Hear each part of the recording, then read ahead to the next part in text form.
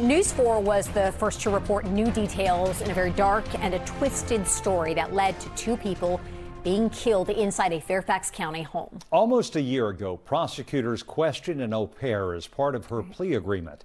In that interview, she alleged the man she was having an affair with, Brendan Banfield, masterminded an elaborate plot to kill his wife, Christine.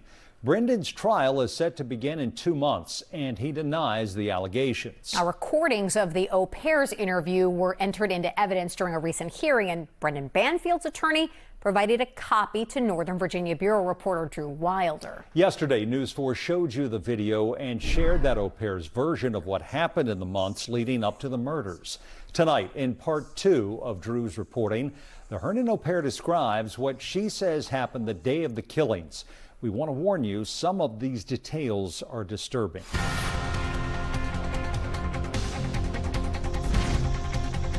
It was early in the morning on February 24th, 2023.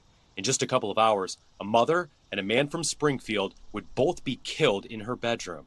There are only two people who know what truly went down inside of that Herndon home, according to prosecutors. One of them is the woman's husband, Brendan Banfield. Brendan claims his wife summoned the other man, Joseph Ryan, to their bedroom to fulfill a BDSM sex fantasy, and Brendan arrived too late to save his wife's life. But the other person who says she knows what happened is the family's au pair, Juliana Perez Magalhães. She accuses the husband of lying. About a year and a half after the murders, Juliana went on the record with Fairfax County prosecutors to say she and Brendan were having an affair, and she claims Brendan spent months masterminding a plan to murder his wife and take her out of the picture. News 4 is first to show you that interview with prosecutors. What was his plan? How did he describe what his plan was? You mean the description of what his plan was? This is going to happen, then that's going to happen, or what specifically did he tell you? Well, he described, like I said before, but I'll try to get into more details, that he described what happened on that day. Here's what Juliana told prosecutors happened on that day. She says Brendan pretended to leave for work. He was a law enforcement agent with the IRS.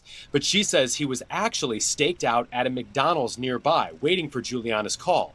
Juliana says Christine was asleep in the bedroom and they hid her cell phone in the kitchen. Juliana went to the car with the couple's 4-year-old daughter for a staged trip to the zoo.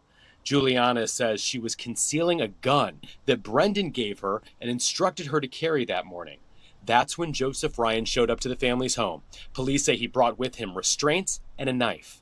And then that's when Brendan had instructed me before, as soon as I see Joe's car, for me to call him right away.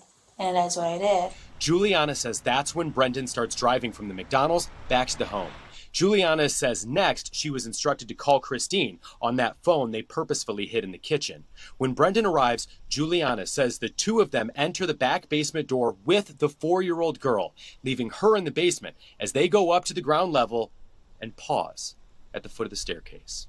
He just did like this to me, wait, and then I stopped, and then we were both just listening to that sound. That was the real sound we were listening to. What did it sound like? For me, I mean, slapping.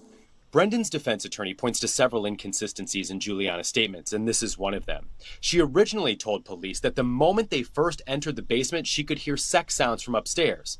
But now, Juliana admits that her story has changed, saying she made a mistake in her original statement. Juliana says they ascended the stairs and Brendan went into the room, gun drawn. She says she was behind him. Juliana says Brendan announced himself as law enforcement as Joseph Ryan was on top of Christine on the floor. Juliana says Christine yelled, "Brendan, he has a knife." And then Juliana says Brendan almost immediately shot Joseph Ryan in the head. She was like, why'd you do this? Call 911. And I said, Juliana, specifically, Juliana, call 911. Police say Juliana did call 911 at that moment, but she never said anything on the phone and hung up shortly after connecting with the 911 dispatcher. She says Brendan was gesturing at her to get off the phone. Then Juliana told prosecutors she saw Brendan take Joseph Ryan's knife and stab his wife in the neck. What did you hear her saying to Brendan as he was stabbing her in the neck? He was stabbing her and then she was just telling him, let me go, I'm gonna die anyways. I'm gonna bleed to death. She was just leave me here, let me die. And then he was telling her, I can't. I don't know why he said I can't. Police say Christine Banfield was stabbed multiple times in different parts of her body. Juliana says Joseph Ryan was still moving after the gunshot to his head, and she says Brendan then instructed her to shoot Joseph Ryan again, which she did. Then Juliana claims Brendan started to manipulate the crime scene. How did Christine Banfield's blood come to be on Joe Ryan's arms and hands? Brendan did. Nearly 8 months went by without an arrest in the case. Over that time, detectives returned to the home and police say something stood out. It appeared to them that Juliana had moved into the primary bedroom with Brendan. The picture on the bedside frame had been swapped out. Now, it held a picture of Brendan and Juliana. Police say they also heard the young girl calling Juliana her mommy. News 4 is not identifying the child due to her age. When did first begin to refer to you as her mommy? I do not remember when exactly. In October of 2023, Fairfax County Police arrested Juliana and charged her with Joseph Ryan's murder. Over the next year, Brendan remained free. He wasn't charged with any crime until police arrested Brendan in September of 2024 and charged him with 4 counts of aggravated murder. Reporting in Fairfax County, Drew Wilder, News 4.